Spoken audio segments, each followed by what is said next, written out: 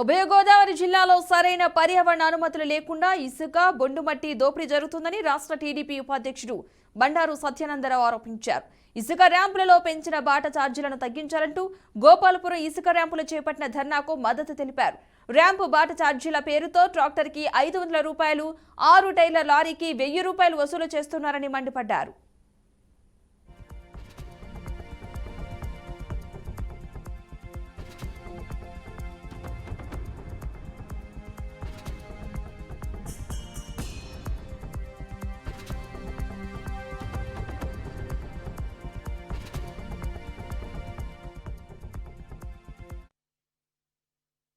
ప్రతిభ company తవ్వుకోవడానికి clearance ఉన్నాయా?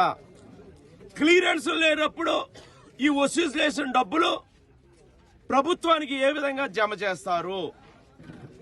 ప్రభుత్వానికి జమ చేయకుండా మరి తాడేపల్లి ప్యాలెస్కి వెళ్తుందా? మరి వైసీపీ పెద్దలు ఎవరు కొట్టేస్తా ఉన్నారు? అది కూడా 60%, 40% రెండు వే బిల్లు బుక్కులు మెయింటైన్ చేస్తూ మరి అఫీషియల్ గా అన్అఫీషియల్ గా ఈ డబ్బులు పంపిణీ చేస్తా ఉన్నారు అంటున్నారు. ఒక పక్క అనుమతులు లేనప్పుడు ప్రభుత్వానికి డబ్బులు ఏ విధంగా జమ చేస్తారు?